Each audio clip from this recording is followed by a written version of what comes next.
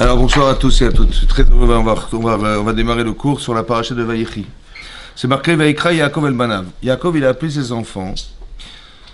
Et Asfou Vagid Alachem. Il a dit rassemblez-vous.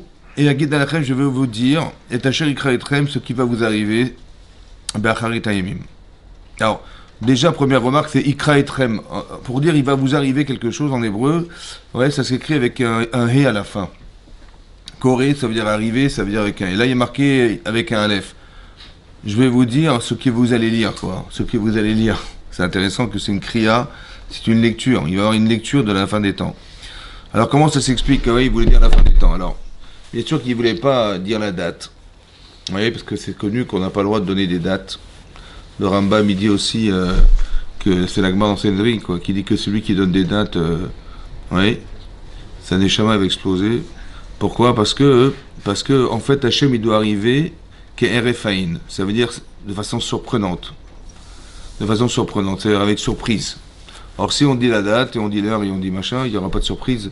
Il faut que ce soit étonnant, que la chose, elle soit de façon stupéfiante. Et donc, c'est pour ça qu'on n'a pas le droit de trouver des dates ou de... On est ma'amine qu'Hachem, il va envoyer le Mashiach quand ce sera le moment. Mais là, ce qu'il voulait dire, en fait, il voulait expliquer ce qui allait nous arriver dans le temps. Ça veut dire que tout ce qu'on va traverser dans sa vie, dans la vie de... jusqu'à ce que le Mashiach arrive. Oui. Et donc il dit, vous inquiétez pas, il va y avoir tel genre des pogroms je sais pas, en Russie, les bolcheviks, vous inquiétez pas, on va s'en sortir. Il va y avoir ça, voilà, il voulait énoncer les problèmes et les épreuves qu'on va vivre. Ouais, et comment elles vont être solutionnées jusqu'à la fin des temps. Mais ça, on peut pas il faut pas qu'on le dise. Pourquoi? Parce que c'est parce qu'on sait, parce qu'on vit une difficulté, qu'on se tourne vers Hachem. Et c'est ça qui était l'espoir. Et c'est parce qu'on s'est tourné vers Hachem, ou parce qu'on a fait Teshuvah, ou parce qu'on a remis en cause des choses, que ça a pu engendrer un bouleversement dans le clan Israël qui a engendré en fait la Yeshua du clan Israël. Mais si je sais ce qui va nous arriver, voilà, on sait qu'on va se sortir d'une guerre, je sais pas moi. On dit bon, on va être patient, vous inquiétez pas les enfants, tout va bien se passer, dans quelques années on s'en sortira. Ça n'aura pas le même effet que si on n'a jamais su. On ne sait pas où ça va. Ouais, l'inconnu est importante. Et donc c'est pour ça qu'Hachem il voulait pas. C'est ce que Rashi nous dit. Il a voulu dévoiler la fin des temps. La Shrina, elle a été volatile, elle s'est envolée. Il n'a pas pu dire ce qu'il voulait dire. Il a commencé à dire d'autres choses. Mais là, ici, ce qui est important de savoir, c'est la chose suivante. En fait, Rashi ramène une Gemara dans Psachim d'Afnun Vav. La Gemara dit comme ça que lorsqu'il a voulu dire la fin des temps à ses enfants, la Shrina s'est envolée et donc il n'a pas pu dire. La Shrina, c'est la présence, l'inspiration divine qu'il avait, elle est partie, donc il n'a pas pu dire ce qu'il voulait dire. Disons qu'on lui a pas permis de dire. Et donc il a cru, Yaakov Avinu, que parmi ses enfants, il y a un enfant qui n'est pas apte à recevoir ce message. Il a dit parmi mes enfants, il y a un enfant qui est pas saoul. Ouais, c'est-à-dire qu'il était ivre. Non, il était pas saoul. Il était pas saoul. Ouais, pas saoul. C'est-à-dire qu'il était. Ouais. Et donc il a dit, donc c'est pour ça que. Alors ils ont répondu, Shema Israël. Écoute Yaakov Avinu qui s'appelle Israël. Yaakov, oui, il s'appelle Israël. Shema, Israël, écoute Israël. Hashem Elokeinu, Hashem Echad. Dit la Gemara. De la même manière que ils ont dit tu es un avec Hashem, nous aussi on est avec Hashem, on est entier avec Hashem. Voilà ce qu'ils ont dit. Et sur ce, il a répondu. Il était heureux de voir que ses enfants étaient aptes à recevoir. Il a dit Baruch Shem Kevod Malchuto Le'olam Vaed. Baruch, que soit béni. Shem Kevod Malchuto, son nom de son règne glorieux, on va dire, l'air olam va être à tout jamais. Et la Gemara, elle ramène là-bas, continue la Gemara, et dit que, en fait, quand l'Anshek Neset Agdola, à l'époque de Ezra Sofer, qui est décédé le 10 Tevet, Ezra Sofer, Ezra Sofer, il avait donc, il faisait partie c'était lui Malachi. Malachi, c'est lui, c'est Ezra Sofer. Il a voulu instituer donc la Tfila écrite. Donc c'est lui, c'est l'Anshek Neset Agdola qui ont écrit le texte de la Tfila. Et, comment dire, et dans la Tfila, ils se sont posé la question qu'à un moment donné, on va faire le Yotzer, et on va lire le Kriyat Shema, et on va faire la Hamida. Voilà le protocole qu'on doit suivre. Mais quand ils ont dit on va faire le Kriyat Shema, donc il dit Shema Israël Hashem Elokeinu Hashem Echad, c'est écrit dans la Torah. Mais Baruch Shem Kevod Malchuto Olam Vaed, ça n'est pas écrit dans la Torah. C'est Yaakov qui l'a dit. Est-ce qu'on l'inscrit dans le texte ou on l'inscrit pas dans le texte? Ça, c'était la question qui se sont posées à l'époque. Bonsoir. Et donc, ils ont répondu, on va l'écrire, mais on va le dire à voix basse. Et là-bas, la Gemara donne un mashal. Un mashal, ça veut dire une parabole, pour expliquer quel était le doute des Chachamim. Il a dit, voilà, c'est comme une princesse, voilà le mashal. Une princesse, elle se promène dans les couloirs du royaume, et elle entend un coup de fil qui... Et qu'est-ce qu'elle se passe? Elle se balade dans les couloirs du royaume, elle commence à humer des plats extraordinaires dans la cuisine du roi. Et donc elle se rapproche de la cuisine parce qu'elle a humé les plats. Et qu'est-ce que font les cuisiniers? Ils ont vu qu'elle voulait rentrer, mais ça se fait pas, c'est honteux qu'une princesse rentre dans les cuisines. Alors qu'est-ce qu'ils ont? Ils l'ont rentrée discrètement. Et donc elle a pu goûter les plats discrètement en rentrant dans la cuisine. Voilà le mashal. Maintenant, quel rapport y a-t-il entre le mashal, c'est-à-dire le fait qu'il y ait une princesse qui voulait absolument rentrer dans la cuisine, goûter les plats, et on a dû la faire rentrer discrètement parce que c'était honteux qu'elle... Et le fait qu'il ait dit Baruch Shem Kevod Machudol Lamed, qu'est-ce que ça a à voir? Ouais. Le fait qu'on ait dit Shema Israël Hashem Elokeinu Hashem Echad, mais qu'il fallait dire à voix basse comme si c'était honteux. Ouais, le mashal, c'était honteux de dire Baruch Shem Kevod Machudol Lamed, alors il fallait dire à voix basse. C'était honteux qu'elle rentre dans la cuisine, alors il fallait qu'on la fasse rentrer discrètement. C'était honteux. En quoi c'est honteux? Ouais, comment comprendre ce mashal? Ouais, que c'était honteux qu'on puisse dire Baruch Shem Kevod Machudol Lamed, que soit bénie la grandeur du royaume et la gloire du royaume d'Hachem. Voilà. En quoi c'est honteux?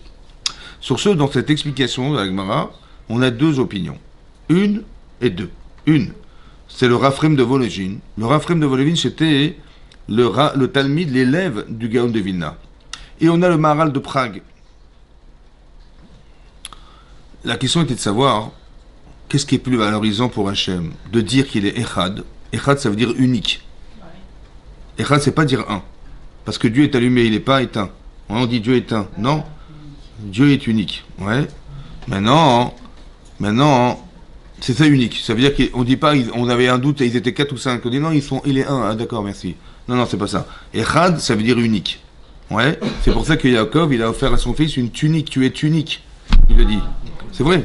Donc, Echad, il était Echad. Maintenant, est-ce que c'est plus valorisant de dire que Shem, il est tout? Ou que dire que Dieu, il est le roi du monde, le roi de la planète Terre et de l'univers? Qu'est-ce qui est plus valorisant? De dire qu'il est tout? Ou bien qu'il est le roi de la planète Terre? Vous voyez qu'on va glorifier ça. Alors le Raphaim de Vologine dit évidemment que c'est de dire qu'il est tout Hachem. Il est tout, donc c'est sûr. Et pourquoi c'est honteux de dire Baruch Shem Kevod Machudol Lamed? Parce que nous, on doit reconnaître qu'il est le Dieu de la terre. C'est lui qui a créé le monde. Mais de lui dire, dans sa hauteur et sa grandeur, qu'il est le Dieu de la poussière, parce que qu'est-ce que c'est que la planète Terre et qu'est-ce que c'est que les êtres humains sur la Terre par rapport à ce que Shem représente? Évidemment, c'est rien. Alors c'est honteux de lui dire. Alors on va dire à voix basse. Vous avez compris? C'est pas glorifiant. Nous, on doit reconnaître que si on est là, c'est grâce à Dieu. Et que tout ce qu'il a fait, on reconnaît sa grandeur. Mais de lui dire, à lui, tu sais, tu es le roi de la planète Terre, vous n'avez rien trouvé d'autre. Vous avez compris? C'est pour ça qu'on a honte de le dire, alors on le dit à voix basse. Comme ça, il faut comprendre l'Agma, elle a eu honte, on avait honte de faire entrer la princesse dans la cuisine. Ça, c'est une explication.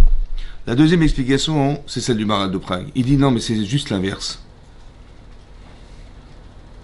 Que quelqu'un qui est tout, il peut descendre jusqu'à s'occuper de rien, parce qu'il s'occupe de nous. Mais comment il fait? C'est tellement incompréhensible. Quand on sait dimensionner la grandeur d'Akadosh Baruch Hu, ce que représente Hachem, on n'arrive même pas à le conceptualiser. Et qu'il est capable de descendre. Mais où il trouve cette élasticité-là? D'être tout en haut et tout en bas. C'est comme tu dis, le président de la République, il ne va pas s'occuper des clochards qui se trouvent sur les ponts. Bon, il va déléguer une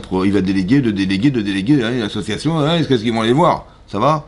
Mais lui, il va jamais y aller, ça se fait pas, vous comprenez ou pas? Mais Hachem, il y va, lui. Ouais, il va s'occuper des Rishaim, il va s'occuper des trucs de l'histoire du monde.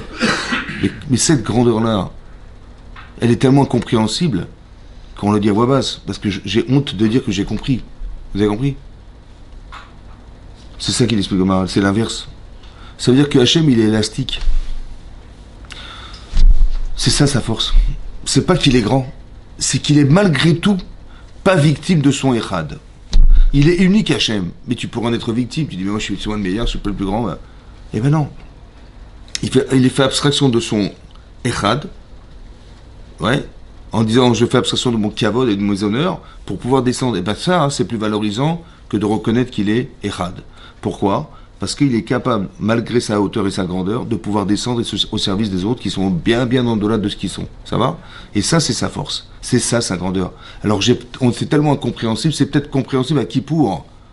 Oui, quand on est capable de prier à Kippour, on est comme des anges, on est en train de jeûner, on a fait Teshuvah, que dans ce cas-là, on peut dire Baruch Shem Kevod Barthoul Aved à voix haute. Mais c'est le seul moment où on pourrait dire, vous avez compris? Parce que le reste du temps, qu'est-ce qu'on est nous? Vous avez compris? Et donc c'est pour ça qu'il y a cette marloquette. On retrouve ce principe, en fait, dans la vie, c'est très important dans la vie, de jamais être victime de soi-même. Même si on a pris des postes importants, même si on a une valeur surdimensionnée de soi parce qu'elle est émette, c'est vrai, mais on ne doit pas en être victime. Ça va? De dire non mais c'est moi, attendez je ne vais pas me rabaisser à ça ou je sais pas quoi. Et ça c'est important. Ça on apprend de Moshe Rabbeinu. Parce que Moshe Rabbeinu, c'est marqué dans la parashat Shemot, au début de la parashat Shemot qu'on va dire la semaine prochaine, c'est marqué Vaïgdal Moshe, il a grandi Moshe. Alors on dit qu'il a grandi, ça veut dire il a atteint des postes importants dans le royaume de Pharaon. Il a commencé à prendre du grade. Il est marqué dans le texte, c'est marqué Vaïgdal Moshe, il a grandi Moshe. Vayetze lechav, il est sorti vers ses frères. Vayarotam besivlotam, il a été les voir dans leur labeur. Il a mis ses yeux, il a mis son cœur, liot metzer alehem, pour être en souffrance avec eux. Et là, quelqu'un qui est en haut du royaume, là-haut, il n'a pas à s'occuper de ceux qui sont en bas en général. Les petits ouvriers, les petits dans les chantiers là-bas. Vous voyez cette élasticité, ça c'est Moshe Rabbeinu. C'est quelqu'un qui peut être tout en haut, il va s'occuper de la femme de ménage qui est en train de laver le parterre avec sa serpillière, il dit madame écoutez, je vais vous aider. Ça va? Comment c'est possible que dans sa hauteur, il soit capable de se descendre aussi bas? Ça, c'est sa grandeur. La grandeur d'âme, c'est pas quelqu'un qui se représente être, c'est quelqu'un qui est capable de descendre en dessous de sa hauteur, au service des autres. C'est ça. Vous avez compris? On est au service de quelque chose, et pas on prétend avoir des droits parce qu'on a des valeurs, parce qu'on a des forces, parce qu'on a du pouvoir, parce que je sais pas quoi. On n'a pas de droits. Par contre, on a des devoirs. Et ça, c'est la valeur d'Hachem. Il est à la fois tout en haut et il peut être tout en bas.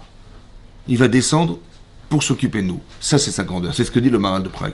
Ouais. Oui, ça, c'est le Maharal de Prague. Et donc, il est marqué ici, c'est ça. Ouais. Il a dit rassemblez-vous. Mais il a dit, dans le texte, c'est marqué, il y a deux termes utilisés en hébreu. Il est marqué yasru. Donc, il a dit rassemblez-vous. Et après, marqué ikabetsu. Regroupez-vous. Veshimu bnei Yaakov. Et écoutez, enfants de Yaakov, Shimou à l'Israël, écoutez Israël. Donc quand il s'appelle Israël, c'est qu'il a le roi HaKodesh avec lui. Avant, il s'appelle Yaakov Avinu, mais quand il reçoit la Shrina, il est tellement heureux de recevoir la Shrina, il s'appelle Israël. Vous avez dans le texte, à chaque fois que vous verrez Israël, c'est qu'il a un niveau de roi HaKodesh en lui. C'est ça la force. Et donc il a dit, écoutez, donc Israël, votre père. Mais il a dit deux choses, rassemblez-vous et regroupez-vous. Il savait qu'au fond, il y avait un problème entre les frères. C'est ce que Yosef, il a été solutionné, c'est de recoller les morceaux. Il y avait des frères qui étaient en fracture. C'est-à-dire qu'il y avait de la haine gratuite, etc. Il y avait Et donc, il a essayé, Yosef, de leur faire Teshuvah. Il a dit, vous savez quoi? Si vous voulez que je vous raconte la fin des temps, il faut que vous soyez rassemblés. Maintenant, il faut juste comprendre une chose. Que quand Yaakov, il a dit ça à l'époque, tout le clan d'Israël se retrouvait dans les 12 personnes qui étaient présentes devant lui. Ça veut dire que présentement, c'était vrai, autant que dans le futur. Tout est concentré là. Vous avez compris, toutes les âmes du peuple juif, elles sont concentrées dans 12 personnes. Tout le peuple juif, il est regroupé là-dedans. Et maintenant, il a dit, rassemblez-vous et regroupez-vous. Comme si que ce message, il était vrai à l'époque, il est aussi vrai aujourd'hui. Il faut qu'on se rassemble.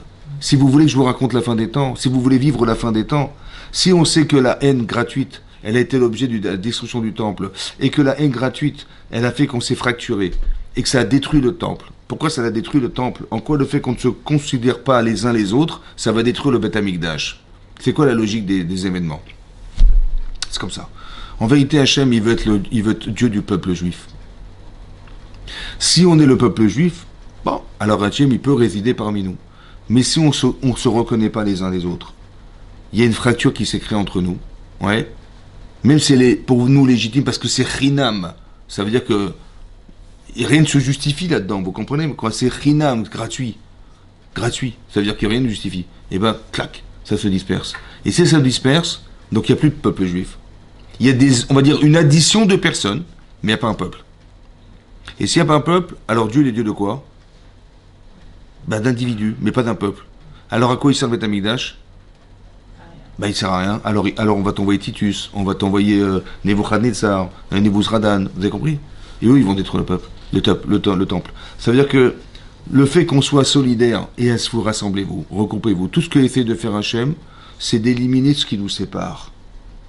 Il faut que vous rentriez dans votre tête que quand on fait des choses, ou on dit des choses, ou on pense des choses qui nous séparent, c'est l'Yetzirah. C'est pas shoot, c'est comme ça. Ça va? C'est pour ça qu'il leur a dit, la clé, c'est rassemblez-vous. Regroupez-vous. Soyez ensemble. Ça veut dire quoi d'être ensemble? D'être ensemble, ça veut dire que la différence, elle va nous dissocier. Parce qu'on n'est pas égaux. Évidemment qu'on n'est pas égaux. Ouais, quand on est à l'école, il y a des enfants qui réussissent plus que d'autres. Il n'y a pas d'égalité. On ne peut pas dire qu'on est tous les meilleurs, on est tous les... Non. Vous avez compris qu'il y a des différences. Mais cette différence, elle est nécessaire. Parce que le monde est fait de façon pyramidale. Ça veut dire qu'il y a une seule personne en sommet et ça se décante. Vous avez compris? Tu as le Kohen Gadol, tu as le Meler, et après ça descend, tu as les gens qui accompagnent les Shivim Skenim, hein, tu as les Kohanim, les Léviim, les Israël, et ça se décante. Vous avez compris? C'est comme ça. Et donc c'est important qu'on comprenne qu'il y a cette forme pyramidale. Puis tu dis, mais attends, mais moi, qu'est-ce que je fais là? Moi, j'aurais voulu être au-dessus. Moi, je suis au deuxième étage, je vais être au premier étage. Ou combien? Ou je vais être au quatrième étage, ou au cinquième étage. Et le problème, c'est que cette différence-là, elle nous dérange. Pourquoi lui, il est au-dessus de moi et pas moi? Et le fait il y a un tronc commun qui s'appelle l'être humain. Alors, je comprends pas, on est tous égaux, a priori, on est tous pareils. Je vois pas pourquoi on aurait fait des différences. Et ça va créer de la haine. Dès l'instant où on va discuter sur l'avoir des gens, alors on va dire, c'est pas normal qu'il ait ou qu'elle ait plus que moi. Et donc, on va se disputer, on va se jalouser, on va s'envier, on va se disperser. Je dis, mais pourquoi cette différence vous sépare? Pourquoi tu ne peux pas apprendre de la différence? Pourquoi tu ne peux pas t'enrichir de la différence? Plutôt que de te séparer de la différence. Oui, vous comprenez ça? Donc Jacob, il a dit à ses enfants, vous êtes tous différents. Je vais vous faire une bracha individuellement pour chacun d'entre vous. Mais votre différence, elle doit jamais vous disperser. Au contraire, j'aurais tellement aimé que cette différence, elle puisse se conjuguer.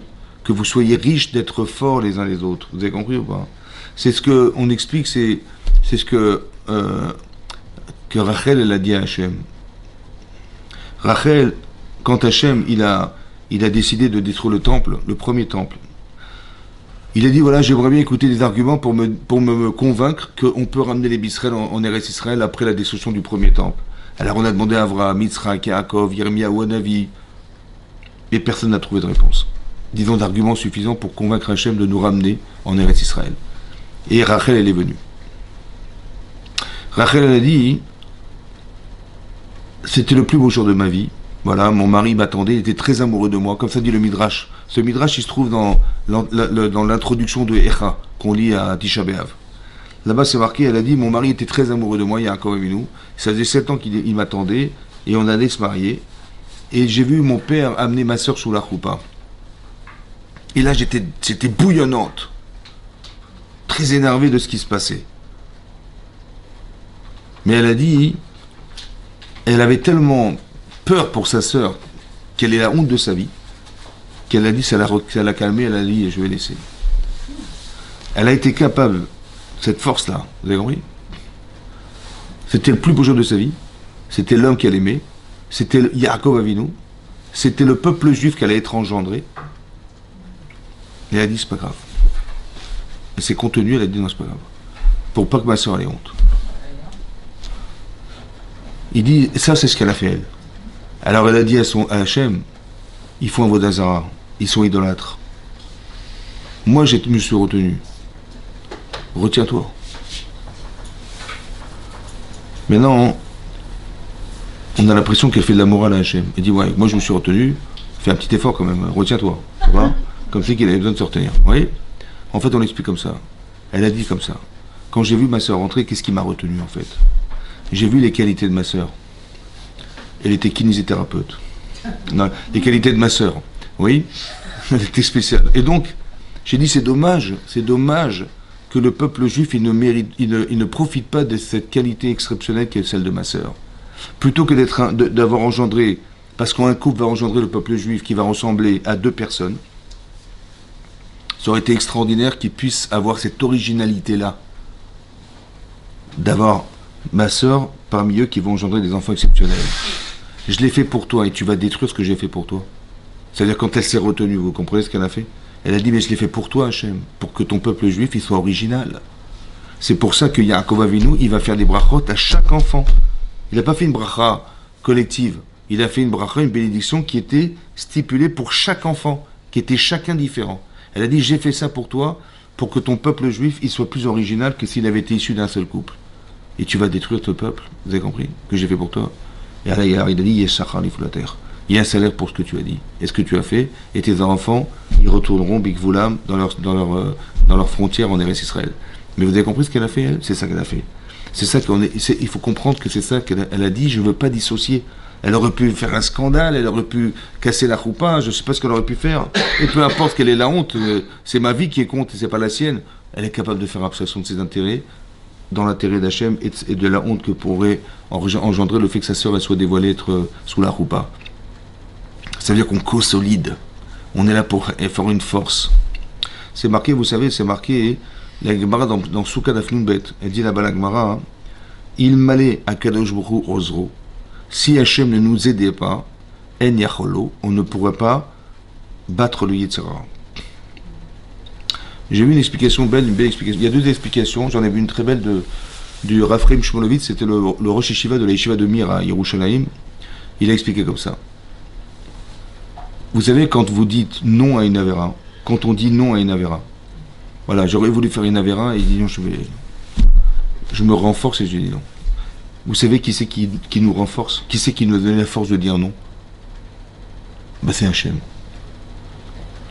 Ça veut dire que toi, hein, tu fais les efforts de conscience de ce qui est bien de faire, de ce qui est bon de faire, de ce qui est juste de faire. Tu développes ça chez toi. Maintenant, le fait que tu désires le contraire, on désire le contraire, et qu'on se dit non, je peux pas. Ce non, je peux pas, c'est plus moi. C'est Hachem. Extraordinaire. D'où il a tiré ça? Parce qu'il est marqué dans l'Akba, dans Miguel Davav, elle dit Yagarta ou Matsata Ta'amin. Tu as fait des efforts et tu as trouvé, on parle du Limud Torah, l'étude de la Torah. Tu étudies un texte et tu te casses la tête à comprendre ce qui est marqué. Tu es Yagéa, ça veut dire que tu t'efforces et tu t'efforces et tu t'efforces à essayer de comprendre. Et à un moment donné, tu es éclairé. Ouais. Tu dis, ah ouais, j'ai compris. En fait, tu as trouvé. Mais non, j'ai compris. Non, tu as trouvé. C'est comme tu es dans la rue et par hasard, tu trouves quelque chose dans la rue. C'est Hachem qui t'a fait découvrir la chose. Il a dit, tu arrives à un seuil de ton effort, super, et ben je vais te faire trouver la réponse. Ou je vais t'éclairer moi-même. Vous avez compris? Tu fais l'effort et Hachem il fait le reste. Tu fais l'effort, tu dis non, Hachem il fait le reste. Tu as compris? Mais d'où vient la force? Ben la tienne. Laquelle? Ben d'avoir fait l'effort de comprendre, d'avoir fait l'effort d'être éclairé dans ta vie, de savoir où est-ce que tu dois être, où est ta place. Vous avez compris? Quelles sont les valeurs à soutenir, à renforcer, maintenant que tu l'as développé en toi. Alors elle contredit ce que tu vas faire. Alors tu dis non, je peux pas. Je ne veux pas, c'est contredictoire. Tu veux pas, Hachem il va t'aider. Il m'allait à Kadosh Baruch Hu Ozro et no Yacholo. Si en vérité, ça est tellement puissant et fort que que ton désir il va être balayé largement par le désir que tu as de faire la Vera. C'est comme ça, vous comprenez ou pas? Mais comment ça se fait que tu as eu la force de dire non? Parce que tu as été fort dans tes convictions. Alors Hachem, il nous donne le crédit de nous renforcer et de dire non à la Vera.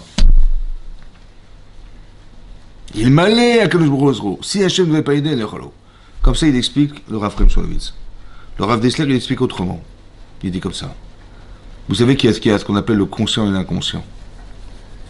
Mais où est-ce qu'il y a plus de choses? Dans le conscient ou dans l'inconscient? Dans l'inconscient, pourquoi? Parce que toute ta vie, elle est dans ta mémoire. Mais c'est inconscient.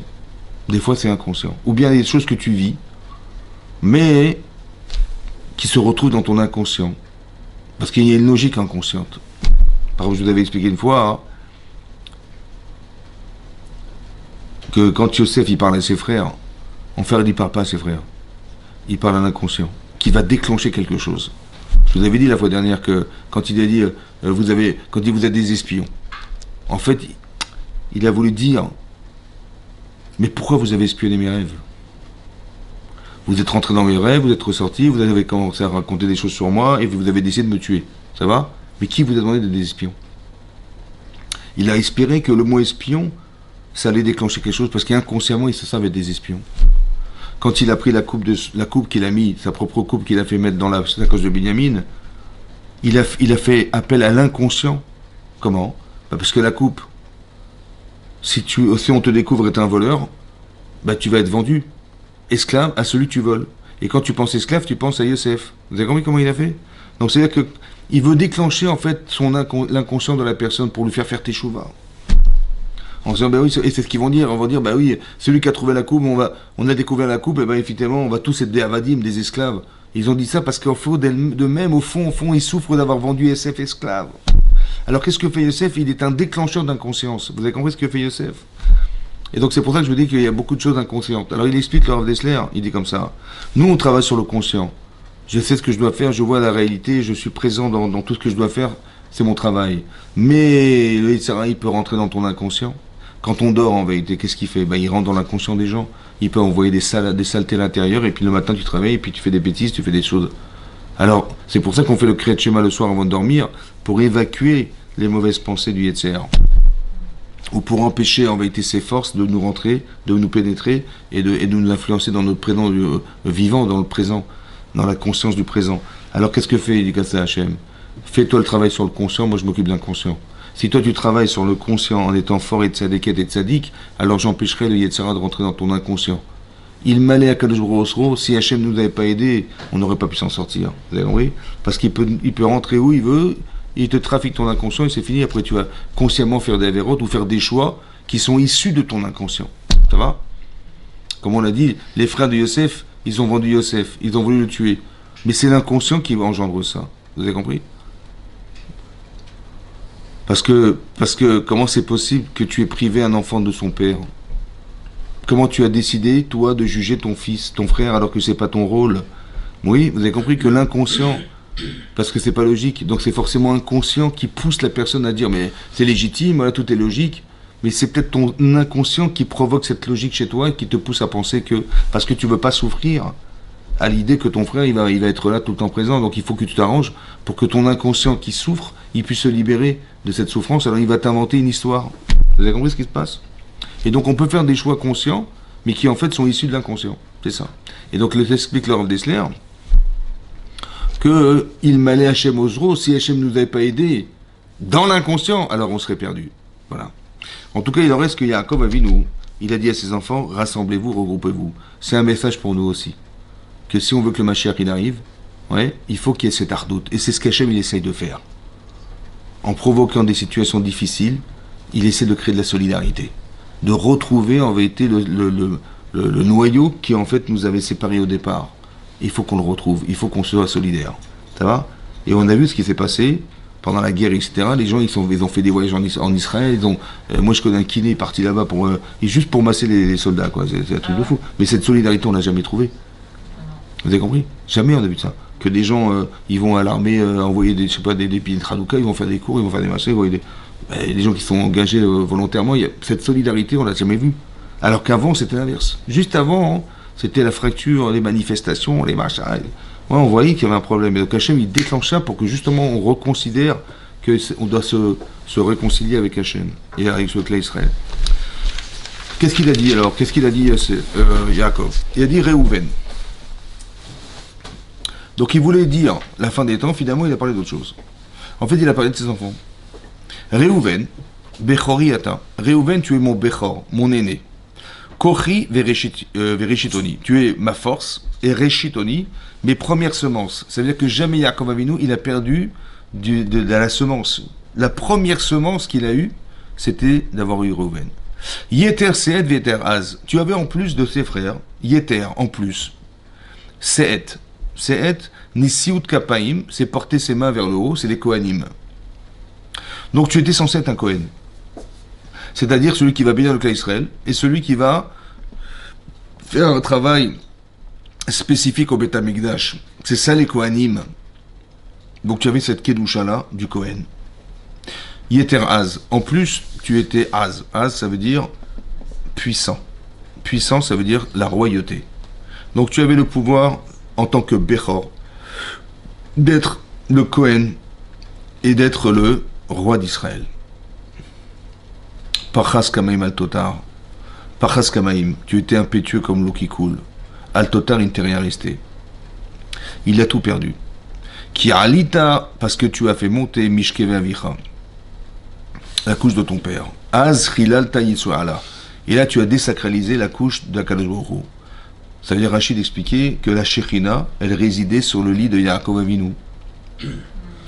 Donc, Yaakov, il n'a jamais quitté la chambre de Rachel. Jamais, jamais, jamais. Et la Shekhinah résidait là-bas, il savait que c'était là-bas qu'elle devait être.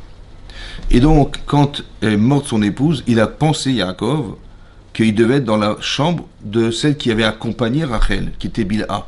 Et donc, il a mis son lit là-bas. Qu'est-ce qu'a fait Réhouven? Il a carrément pris le lit de son père, il l'a mis dans la chambre de sa mère. Alors, on va essayer de réfléchir ensemble.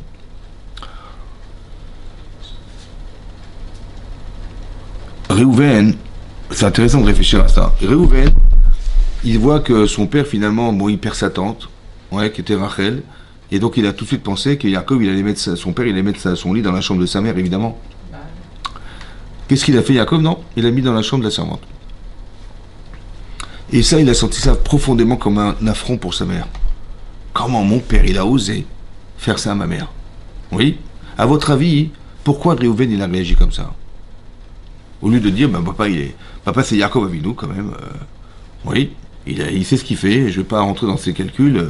Et puis c'est sa vie, je vais pas... Oui? Non. Il n'a pas fait ça, non.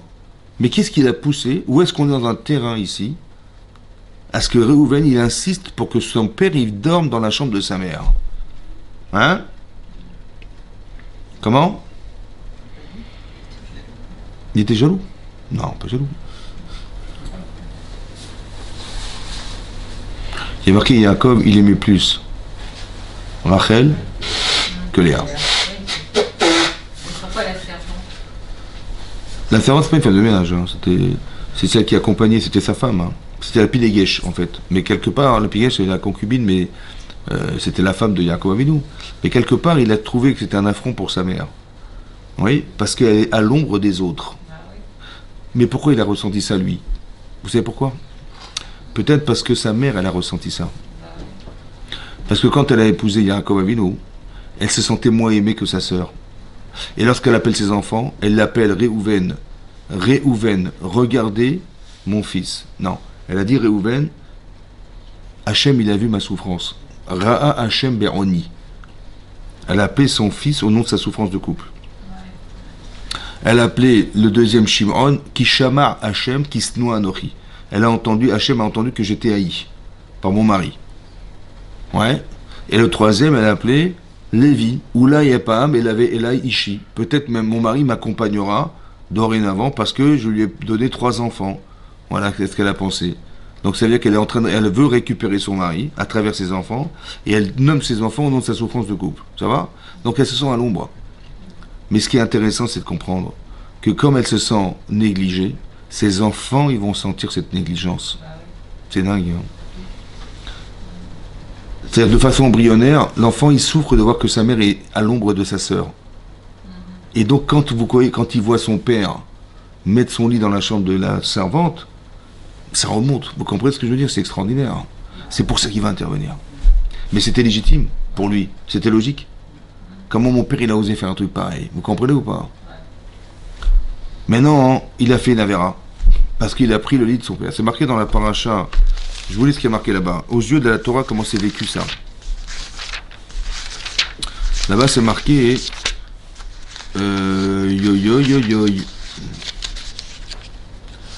C'était Perek, c'était dans Vaishlach. C'est marqué comme ça. Où est-ce que c'est marqué ça, hein? Non, c'est dans Perek Lamedi, je crois. Je vous lis ce qui est marqué dans le texte.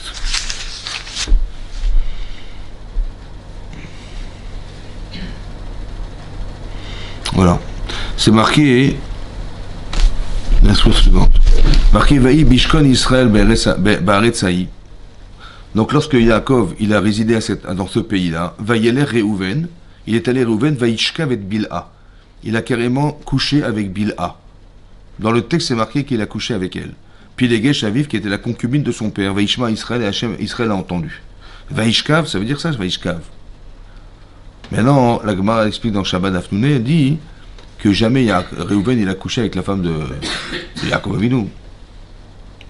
Oui. C'est juste pour dire qu'il s'est mêlé de la vie de son père. Comment il est rentré là-dedans. C'est perçu dans la Torah comme si Chad Shalom il avait couché avec sa tante. Vous avez compris? C'est comme ça que la Torah elle traduit son comportement. Ça veut dire qu'il s'est mêlé de la vie de son père. Ça va? Et donc ça veut dire que d'un côté, il souffre de voir sa mère, voir son mari dormir dans la chambre de la servante, et donc il veut absolument faire la justice, et donc il veut absolument prendre lui de son père. Non, elle est où sa avéra, lui? Elle est où sa avéra? Elle est où sa faute? Il a été sincère avec sa mère, il a été sincère dans son comportement, c'était sain ce qu'il a pensé. Mais elle est où la avéra? Un, manque de respect à son père, Chazak. Il n'avait pas de, je crois pas qu'il avait un mail, je crois pas qu'il avait. Mais ce qui est intéressant, c'est ça, le manque de respect de son père. C'est pour ça que c'est marqué que quand on a vendu Yosef, Réhouven n'était pas présent. Il est marqué deux choses. Un, il n'était pas présent, vous savez pourquoi? Parce qu'il était en train de faire teshuva sur cette avéra-là. Il a mis du sac, c'est-à-dire qu'il a porté le deuil. Il faisait teshuva sur l'avéra qu'il avait fait d'avoir déplacé son père. Deuxièmement, il a été faire Kiboud Avaim, il a été honorer son papa. Parce qu'à tour de rôle, dit Rashi, ils allaient faire Kiboud Avaim, honorer ses parents. Et donc c'était son tour, c'est pour ça qu'il n'était pas présent. Vous avez compris ce qu'il a marqué ou pas? Vous avez compris que c'est quoi faire teshuva? C'est pas de dire papa excuse-moi. C'est d'aller reconsidérer le rapport que tu as à ton père. Parce que si tu avais considéré ton père, tu n'aurais jamais fait ça. Alors il faut reconstruire ce rapport. Alors vas-y, une fois, deux fois, 20 fois, 30 fois, 50 fois, 1000 fois, voir ton père, va l'honorer, et va le respecter, va trouver des valeurs chez lui, qui va faire que maintenant, ce sera pas possible que tu prennes le lit de ton père et sans lui poser la question de savoir mais qu'est-ce que tu fais là? Il faut construire son respect, ça fait partie de la teshuva. La teshuva, c'est pas mental. C'est comportemental. Ça veut dire qu'il faut agir, il faut faire, il faut que ces valeurs tu les aies. Quand tu les as, hein, ben, ça veut dire que tu peux plus recommencer. Bah oui, parce que ton père, tu le respectes. C'est ça. Maintenant, il a fait teshuva. La teshuva, elle a été agréée ou pas? Bien sûr qu'elle a été agréée. Oui, c'est marqué où ça? C'est marqué dans le rêve de Yosef. Quand Yosef il est arrivé de combien d'étoiles? 11 étoiles.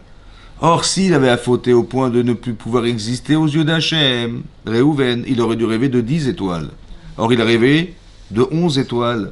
Ça veut dire que son étoile, elle brillait dans le ciel, donc il a vu de là, hein, par là, il a vu que sa teshuva est agréée. Si la teshuva est agréée et que la teshuva elle est partout, comment ça se fait qu'il a perdu la keuna? Comment ça se fait qu'il a perdu la malchoute, la royauté? Comment ça se fait qu'il a perdu son droit d'aînesse? Qui c'est qui a récupéré le droit d'aînesse? Hein? Le droit d'aînesse. Hein? Le droit d'aînesse. Pas le droit d'ânesse. Le droit d'aînesse. Ouais. D'aînesse qu'a fait Hachem. Hein? Yosef, Razak, c'est Yosef. Ouais, Yosef, parce que Yosef était le fils de Rachel, qui était l'aîné de Rachel. La Bechora, là-bas on explique que pourquoi il lui a offert un vêtement, une kitolet passim. Ouais. Parce qu'il a voulu montrer aux autres qu'il était lui le Bechor. Yosef, Roé était Rav Batson. Yosef était berger avec ses frères. C'est le berger, c'est lui qui domine. C'est lui qui domine, c'est le patron. Roé était Rav Batson. Mais ça veut dire qu'il a vu en lui qu'il était un dominateur, quelqu'un qui était capable de diriger, d'être la locomotive de la famille. Alors il dit c'est toi le Bechor. Ça se voyait sur lui. C'est pour ça qu'il lui a offert ça. Maintenant, donc la Bechora, elle a basculé sur Yosef. La Bechora, donc c'est lui. La Kiuna, c'est passé chez Lévi, qui est devenu Cohen. Et la Malchut, la royauté, c'est Yehuda. Ça va? Comment c'est qu'il a tout perdu alors qu'il a fait Teshuva? Et la teshuva, ça répare toutes les fautes. Oui, non. Alors, comment vous expliquez ça, vous les... Hein? Il n'a pas empêché la mort de Yosef. Comment? Il n'a pas empêché la mort. Mais il n'a pas pu, il n'était pas là. Il était là, il n'était pas là. Ouais. Donc, qu'est-ce qu'on lui... Quand on fait teshuva, normalement, Hachem, il efface nos fautes. Donc, s'il efface les fautes, donc c'est bon. C'est bon ou pas? Comment ça se fait? Ah, non, tu as tout perdu, Pourquoi il a tout perdu? Il ne te reste plus rien. Tu te rends compte, il a tout perdu. Son droit d'aînesse, il a disparu. Le fait d'être un Cohen, ça a disparu. Et le fait de pouvoir avoir le pouvoir d'être roi, ça a disparu. Alors écoutez-moi bien. La teshuva, ça nettoie. Et si se nettoie,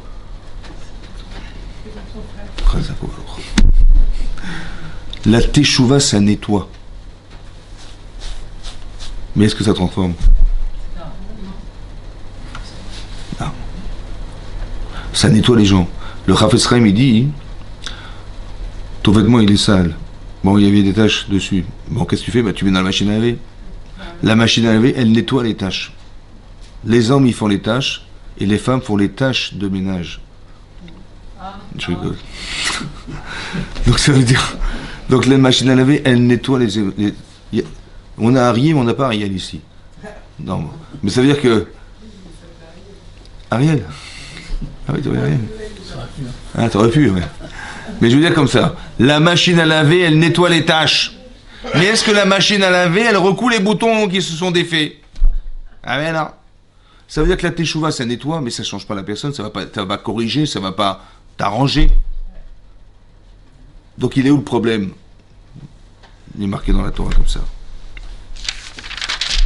Pachas kamaim al totar. Pachas kamaim. Pachas, ça veut dire impétueux.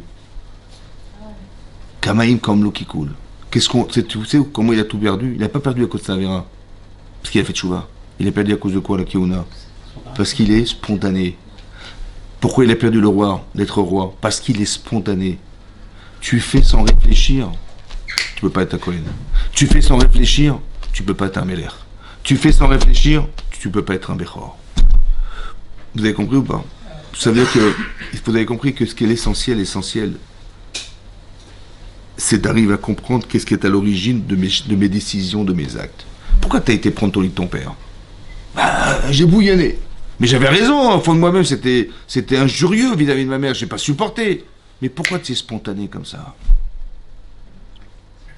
Pourquoi tu ne réfléchis pas avant d'agir? La bêtise, vous avez compris pas? La bêtise. Hein? D'être impulsif. Tu dis, mais je pouvais pas, c'était plus fort que moi, tu peux pas résister.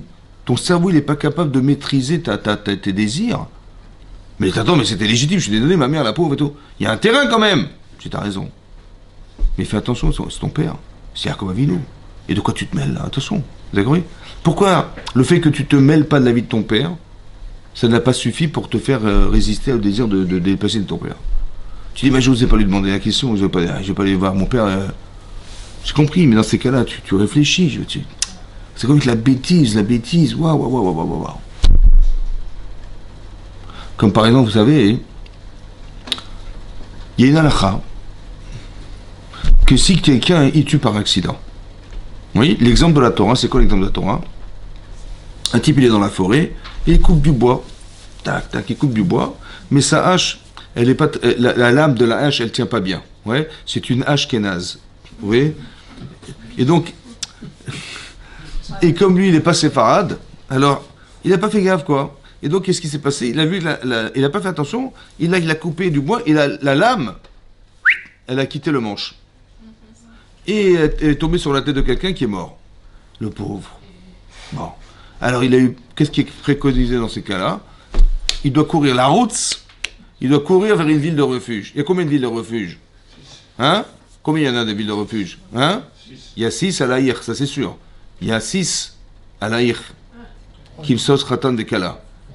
Il y a 6. Non. Il y a combien de villes de refuge? Combien de villes de refuge? Il y avait 3 à l'époque. Il y avait 3 à l'époque. Qui c'est qui a fait les 3?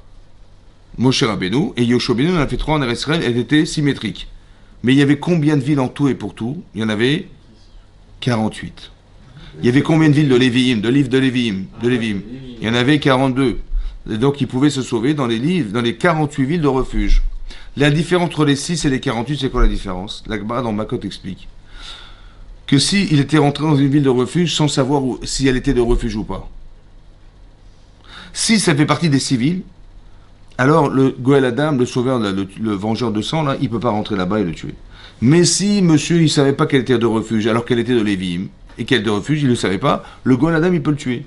Ça va? Parce qu'il ne savait pas, monsieur qui a tué par accident, que c'était une ville de refuge. Voilà ce que dit la Gemara. Maintenant, depuis quand la Torah, elle permet à un monsieur qui est bouillonnant, le Goël Adam, c'est le vengeur de sang. Ça veut dire, ça peut être le frangin, le cousin, le machin, il a vu son frère mourir comme ça, ou son cousin, ça l'a rendu malade. Et donc il lui court derrière, il va le tuer. La Torah permet, d'après Rabbi Akiva, de laisser le Goël Adam tuer ce type. D'après Rabbi Yossi à Galilée, c'est une mitzvah de lui courir après, de le tuer. Comment c'est possible que la Torah, elle permette de faire justice soi-même? Vous avez compris? Fais tout là. Comment c'est possible? Le type, il est là, moi je suis chaud. Ben, calme-toi, mon vieux. On va l'amener au tribunal, on va le juger. Non, non, non. Et la Torah dit, ouais, vas-y, cours lui après. Mitzvah du cours après. L'autre dit, non, non, tu peux. Les autres, pour comment il s'appelle? Pour Rabbi Yossi Galilée. Pour Rabbi Yossi Galilée, c'est une mitzvah pour le Goël Adam de tuer. Et pour les autres, qui ne sont pas le vengeur de sang, il a le droit de le tuer. On a le droit de le tuer, celui-là. Et d'après Rabbi Akiva, non, le seul qui a la possibilité, la permission de le faire, c'est le Goël Adam, mais les autres n'ont pas le droit, c'est criminel. C'est pas que pour les crimes qu'on a fait faire exprès. Exactement. Mais comment c'est possible que la Torah, elle tolère qu'il puisse avoir une justice sans sans tribunaux, sans rien du tout, il court après, il le tue? Comment c'est possible? Ça va? Maintenant, une autre question à poser. Est-ce qu'à votre avis, il y a plus de gens qui sont bêtes, qui font des accidents domestiques? Le type, il est mort, il a mis les doigts dans la prise. Ouais. Que de vrais criminels. Que de vrais criminels. Des gens qui vont tuer vraiment avec la haine du crime bémézide. Combien, à votre avis, il y a plus de gens, hein? Il y a plus de gens bêtes. Par exemple, là, on était, le 10 t'es bête. Mais le 10 t'es bête, mais le 9 t'es quoi? C'est ça, on a compris. Il faut être intelligent. Donc, il y a plus d'abrutis qui se baladent dans la rue. Oui, non? Et donc, ça veut dire que c'est des tueurs potentiels. Vous savez ce que la Torah dit? Mitzvah de l'arrêter. Parce que le type, il n'est pas conscient qu'il est un tueur. Un truc de fou, hein. Pourquoi il faut lui courir après celui-là? Vous savez pourquoi il faut lui courir après? Hein? Parce que quand on va lui courir après, il va avoir peur ou pas? Il va sauver. Mais je vais lui demander la question, mais pourquoi tu as peur? Ben, j'ai peur pour ma vie. Mais si tu avais peur pour ta vie, pourquoi tu n'as pas peur pour la vie des autres? Ça veut dire que la Torah, elle donne la permission de le tuer pour qu'il ait peur de sa vie, il ait peur de la perdre, et maintenant qu'il va avoir peur de la perdre, il va avoir conscience de ce que ça veut dire vivre, et là il va faire un gaffe de ne pas tuer les autres. Vous avez compris ou pas? C'est un accident. Mais écoutez-moi bien. Alors je m'explique, je réexplique. S'il y avait ses gosses derrière, il aurait regardé ou pas? 10 fois il aurait regardé. Pourquoi il n'a pas vu? Parce que l'importance que revêt la vie des autres, elle n'est pas importante. Ça va? Et donc ce genre de personnes sont dangereux. Ça veut dire que je suis en train de vous expliquer ici que la bêtise c'est dangereux. Parce qu'un type qui est bête, il peut faire n'importe quoi. Et sans se dire, bah, c'est pas de ma faute, j'ai pas fait attention, bah, la hache et machin, il va trouver toute forme d'argument. Ça va? Mais c'est des gens qui sont là, des bombes à retardement. Ça va? C'est pour ça que la Torah dit, bah écoute, celui-là, il faut l'arrêter, et deux, il faut qu'il ait conscience de ce qu'il avait fait. Mais comment tu vas faire? Bah cours lui derrière. Cours lui derrière. Il dit, il va courir comme un malade. Il va essayer elles sont fléchées, les villes de refuge. Donc il va savoir où y aller. Je dis, pourquoi tu cours? Je dis, attends, il va me tuer, le type, il va me tuer. Mais alors, c'est pas grave, t'as tué un type. La vie, elle n'est pas importante, de toute façon. Non, tout à coup, elle devient importante. Vous avez compris? C'est ce qui lui avait manqué, la conscience de ce que représente la vie. La préciosité de la vie. Et il va l'avoir quand il aura peur de mourir. C'est là qu'il va avoir conscience. Maintenant qu'il va, c'est ça, tes chouvins à lui, hein, vous avez compris ou pas? C'est ça que la Torah voulait, qu'il arrive à comprendre qu'il faut que ça s'arrête. Donc on va permettre au Goël Adam du Kohen derrière, et lui, en ayant peur, il va avoir conscience de ce qu'il a manqué. Donc un, on voulait l'arrêter pour qu'il arrête son massacre, et l'autre, il va avoir conscience, on a gagné les deux, vous avez compris ce qui se passe, c'est extraordinaire. Et c'est aussi important de comprendre que si un type il bouillonne dans la vie, ouais, tu peux pas lui interdire. Par contre, tu peux mettre des frontières, des limites à ne pas franchir. Tu dis, il est dans les villes de refuge, tu le touches pas. Là, tu peux le tuer, hein. Jusqu'où? S'il rentre dans la ville, tu le touches pas. Ok, d'accord. C'est-à-dire que si tu lui dis non, tu touches à personne, il va dire ça, vous rigolez ou quoi? Vous avez compris? C'est comme, imaginez-vous, pourquoi le type va bouillonner? Si un type, imaginez-vous, c'est un dealer. Ouais, c'est un dealer. Et son père, il dit, mais arrête de vendre de la drogue, arrête de ça. Dis-leur que tu veux pas vendre de la drogue. Et le type, il dit, mais tu risques ta vie, tu te rends compte, il y a des fous, il y a des bandes et des machins, tu risques de mourir. Et son père, il lui répète, il se fait assassiner le type. Bah, tu dis, bah, c'était logique. Il est rentré là-dedans, c'est un engrenage. Mais si un type, il est dans une opération, et le médecin ou le chirurgien s'est gouré, et que le type il est mort par accident, ça rend fou. C'est-à-dire que la mort provoquée par la bêtise, c'est pire que si un type il sait qu'il est mort parce que c'était logique qu'il allait partir. Un type il est pilote de Formule 1, il reste sa vie. L'autre il est alpiniste, il reste sa vie. L'autre il descend des pistes, champion du monde de pistes de ski là, il risque sa vie. Il a pris ce risque. Le type il a eu un accident mortel, il a accepté son risque. Donc les gens ils acceptent ça. Par contre la bêtise ne supporte pas. Quand il est mort, il avait laissé le scalpel, il avait refermé, il a laissé le scalpel devant. Ou des types il s'est gouré, il a mal coupé, ou vous avez compris, ou il s'est trompé dans la dose, il a mis les mauvaises doses. Il est mort par bêtise le type, vous avez compris. Et ça rend fou ça. C'est pour ça que le Gonadam il est comme un malade. Le Gonadam, le sauveur de sang, il est comme un fou quand il voit son frère ou son cousin mourir bêtement comme ça. Le type ne peut pas faire attention derrière, vous avez compris. C'est ça qui rend fou en fait. C'est ça. La bêtise ça rend malade. C'est pour ça qu'ici c'est marqué, il a tout perdu parce que par Haskamaïm. Il y a des gens qui sont zrizines. Zélé, c'est une qualité, mais elle est réfléchie. La zrizout, c'est la qualité d'être zélé dans la vie, c'est une mitzvah. Zrizid Magdim le mitzvot, c'est une mitzvah. Mais de faire sans réfléchir, c'est pas une mitzvah. Vous avez compris? C'est ça qui est marqué là. Marqué là, c'est clair, il faut faire attention à ça, parce qu'il a tout perdu parce qu'il a fait de façon... Mais si c'était légitime, et tout était explicable, et ce que vous voulez... Mais t'es impulsif. Ça, l'impulsivité, c'est pas bon. Donc c'est-à-dire qu'on apprend une chose importante ici. Vous avez vu il n'a pas reproché l'acte. Parce que j'imagine que son fils Réhouven, il a été voir son père, excuse-moi, pardonne-moi, voilà, j'ai fait une bêtise, etc. Que son père, il a pardonné, c'est sûr. Mais il y a autre chose qui est plus problématique, c'est les midotes. Vous avez compris que quand, ici, on parle, par exemple, quelqu'un qui est impulsif, quelqu'un qui est spontané dans ses actes sans réfléchir, combien d'erreurs il va faire dans sa vie? Il va demander pardon à sa femme, à ses enfants, à ses employés, je sais pas moi, au facteur, à tout le monde. Il va demander, je vais arriver à Kippour, avant Kippour, il faut que je demande Tchouva à toute la terre. Et j'ai demandé à Tchouva, ils ont tous accepté, j'ai fait une mitzvah au Hachem. Le problème, c'est que demain, j'ai aucune garantie de ne pas recommencer. Pourquoi? Parce que tu n'as pas compris un truc. D'où est la source de tes problèmes? La source, c'est ton impétuosité. La source, c'est que tu es coléreux. La source, c'est que tu es envieux. La source, tu vois, oui, il faut savoir quelle est l'origine. Ça, de changer ça, ça prend une vie des fois. La vraie teshuva, c'est pas de regretter des actes. La vraie, je parle. Là, c'est sûr qu'on doit le faire. Quelqu'un qui a fait une erreur, il va faire teshuva sur l'erreur qu'il a faite. La teshuva, elle est sur ce que je suis. Ça va? Je vais essayer de changer ce que je suis. Ça prend des années, des fois ça prend du temps. C'est ça. Il faut que j'arrive à contrôler. Ça va? Là, je suis impulsif. Il a tout perdu, Réhouven. Ben, c'est ça qui... Ben, si tu as tout perdu, alors, qu'est-ce qu'il aurait fallu faire?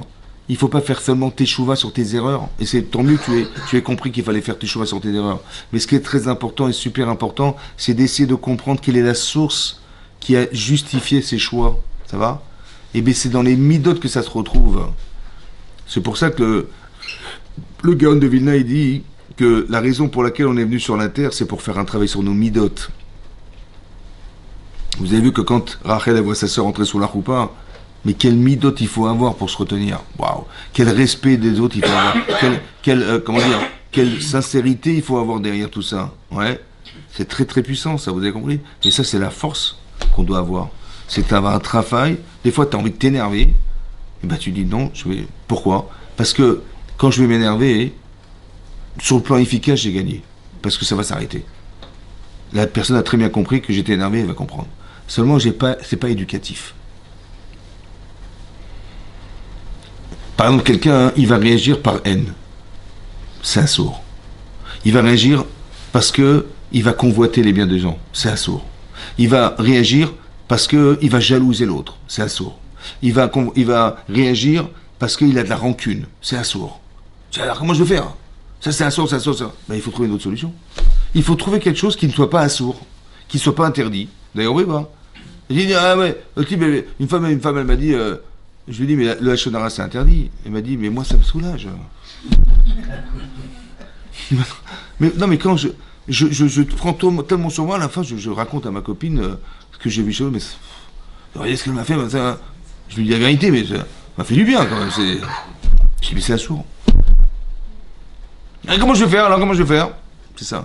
L'autre, il voit sa mère qui voit son mari mettre tu imagines, il voit sa mère qui met son mari mettre son lit dans la chambre de la concubine, là, et il y a de quoi devenir fou. Contiens-toi. D'ailleurs, il faut se contenir, c'est ça le truc. Ezo Gibor. Koveshetsu. C'est qui est fort, mais c'est pas celui qui va se livrer comme ça. Non, sois fort, oh. Maîtrise-toi. C'est ça le vrai fort, en fait. Tu es plus fort que ton Yitzhara. Oui. T'as envie de t'énerver? Calmos. T'as envie de faire un reproche? Dis-le calmement. C'est dur, ça. Des fois, on est direct, tu vois. Je vous ai dit que ici, c'est marqué qu'il a fait ce reproche chez Yaakov Avinu. Ouais, Yaakov Avinu. Il a fait un reproche à son fils. Il a fait à la fin de sa vie. Yaakov, il a fait la fin de sa vie. Rachid amène dans Parashat Dvarim, Rachid, au début, il dit pourquoi il a dit ce reproche à Réhouven à la fin de sa vie. Il a dit, vous savez pourquoi? Parce que quand tu as été prendre mon lit et tu as déplacé la shrina et tu l'as mis dans la chambre de ta mère, il n'était pas énervé, Yaakov Avinu, à votre avis? Hein? Il n'a pas vu son fils faire une erreur fondamentale. Il a dit, tu sais pourquoi je t'ai pas fait le reproche sur le champ? Je t'avais juste maintenant, à la fin de ma vie. Pourquoi? Il dit, parce que j'ai eu peur que si je vais te le faire sur le champ, tu vas tellement être vexé, tu vas aller retrouver Esav. Alors j'ai dit, je vais me calmer. Esav. Tu sais, des fois, des enfants, hein, quand tu les vexes, il dit, ah bon, ils prennent la kippa et les jettent par terre. Il dit, ah, tu vois, il faut, juste pour t'énerver. En fait, j'ai eu peur que tu lâches la Torah. Alors j'ai dit, je vais me calmer, je préfère... Vous avez compris, pas? Ça veut dire qu'il gibor, il faut être fort. Mais c'est quoi la force? Tu sais ce que tu gagnes. Tu vas te défouler. Mais tu sais ce que tu perds. Comme vous avez vu ici, qui c'est qui devait être le Bechor? C'était Réhouven. Bon. Mais comment ça se fait que le Bechor c'est Réhouven? Normalement, Yaakov, il aurait dû épouser Rachel. Seulement son beau-père, il lui a proposé d'épouser en tricherie, comme ça, il a épousé Léa. Donc le premier enfant né, en fait, c'est pas lui que lui, il aurait aimé que soit. Il aurait aimé que ce soit celui de Rachel. Et c'est tombé sur lui de... Mais vous avez vu un truc, c'est un fois... que Lavan... Pourquoi Lavan, il a proposé Léa, à votre avis? Alors dans la Torah, c'est marqué parce que ça se fait pas chez nous de proposer la cadette avant l'aîné. C'est ce qu'il a prétexté. Mais en fait, c'est marqué dans la Torah. Clairement, il a dit... il a proposé d'épouser Léa pour que Yaakov il reste encore 7 ans, parce qu'il a vu que Hachem était avec Yaakov, et que Lavan il n'avait pas de bracha dans son entreprise, et que la bracha elle venait de Yaakov. Il a dit, je vais encore gagner 7 ans. Qu'est-ce qu'il a fait? Il a mis sa sœur. Ça va? C'était jumelles, les deux sœurs étaient jumelles. Oui, mais peu importe. Oui, alors, Léa est sortie la première. oui. Et donc ça veut dire que quelque part, lui, il voulait épouser Rachel. Et il a mis Léa à la place. Mais il a fait exprès, pourquoi? Pour que Yaakov il soit obligé de rester encore 7 ans supplémentaires pour Léa, et comme ça il aura 7 ans de bracha supplémentaire. Ça, c'est ce qu'il a voulu faire. Mais non, il a voulu gagner ou il a voulu perdre? Il a voulu gagner. Et donc son enfant, l'enfant qui est né, en fait, il a perdu d'être le Bechor, parce que tout ce qu'on fait, magouille, ça n'a pas de résultat. Vous avez compris? Lui, il a fait ça en espérant, finalement Réhouven était le Bechor. Vous allez vous rendre compte que ça n'a pas marché. Il a perdu. L'inverse. Tu voulais gagner, tu as perdu. Et que finalement, c'est retombé sur celui qui était nécessairement le Bechor, c'était Youssef. Vous voyez, au final, Hachem, il a fait le truc. L'inverse. Rachel, elle n'a pas d'enfant. Bon. Léa, elle en a déjà 6. Mais elle dit, les servantes en avaient déjà 2. Et d'ici, ma sœur, elle accouche d'une fille, et moi d'un garçon, j'en aurai 7, et elle aura maximum 1. Et maximum 1, alors que les servantes en ont 2 chacune. C'est pas normal. Elle a prié Hachem dans les 40 premiers jours de sa grossesse, où on peut changer le sexe de l'enfant dans les 40 premiers. Elle a inversé. Et donc elle a eu Dina, et Rachel, elle a eu Yosef. On a inversé. Donc elle a perdu une tribu, celle de Yosef. Finalement, elle a eu Dina. Maintenant, qui était la fille de Dina? Asnat. Asnat, bat Potifera. qui était la fille de Dina, que Yosef il a épousée. Il a eu combien d'enfants, Yosef? 2 enfants. Et qu'est-ce qu'il a dit Yaakov? Que Ephraim et Ménaché, ils vont être à la place de Shimon et Lévi. Donc elle a introduit de nouveaux Shvatim. Donc en vérité, Léa, elle a perdu 1, elle a gagné 2. Quand tu donnes, tu perds jamais. Ça va? Quand tu donnes, tu perds jamais. Tu dis, mais ouais, mais j'ai perdu 1. Attendez, j'ai sacrifié un des Shvatim. Encore une fois, t'as fait ça pour le kavod de ta sœur? Tu perds jamais. Tu dis, mais t'as perdu, concrètement, t'as perdu. Sur le court terme, tu perds. Mais tu gagnes sur le long terme. L'inverse, quand on fait d'Avera, sur le court terme, on gagne. Mais on perd sur le long terme. T'as vu? C'est toujours comme ça. Il ne faut jamais regarder le court terme. Tu dis, voilà, j'ai magouillé. Et ça a marché. Ben, ouais, sur le court terme. Mais il y a un bon Dieu. Hein. C'est-à-dire que regarde sur le long terme, tu verras que ça ne marchera jamais. Tu dis, mais sur le présent, ça a marché. Tu as raison. C'est sur ça qu'il s'appuie les Tirara. Sur le présent. Tu dis, ah, tu vois, ça a marché. T'as raison. Mais sur le long terme, mon chéri, où ça va ton truc? Tu verras que ça marche pas. Ça passe. Tu verras que tu vas perdre. Parce qu'on ne gagne jamais à prendre. Par contre, quand tu as pris de toi tes données, c'est de l'avenir. Tu vois, elle a dit, ma sœur, je peux pas. C'est comme Rachel, elle a vu sa sœur, c'est elle qui a perdu. Tu n'as jamais perdu. Yessachar, il faut la terre. Que tes enfants, ils retourneront en Eretz Israël. Mais c'est extraordinaire. C'est qu'à chaque fois que tu fais dans l'intérêt de quelque chose, et que tu te prives, toi, dans l'intérêt de quelque chose de très fort, ça va toujours marcher. Ça s'appelle les Shem Shamaim, ça. Les Shem Shamaim, au nom du ciel. Pas dans ton intérêt personnel. Dans ton intérêt personnel, tu fais un scandale. Dans ton intérêt, je suis désolé, moi c'est bon Dieu qui choisit. Hein. Il veut mettre un 7e enfant, Bechavod. Hein. Non, je veux pas que Hachem il me propose une chose pareille.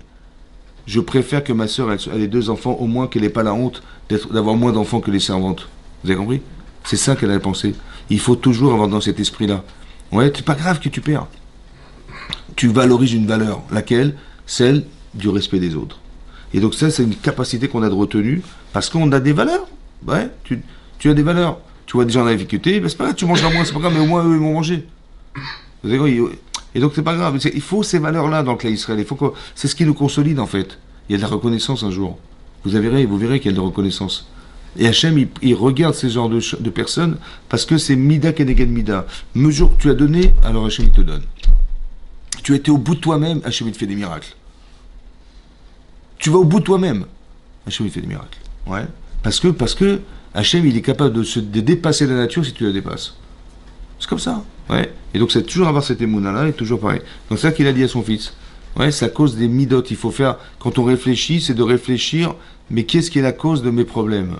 Il faut chercher, il y a des midot, il y a des défauts en fait. Ces défauts, il faut les mettre en exergue et il faut travailler sur ça. C'est ça. Alors peut-être que le sens de notre vie, c'est ça. C'est-à-dire, qu'est-ce que tu as à faire sur Terre?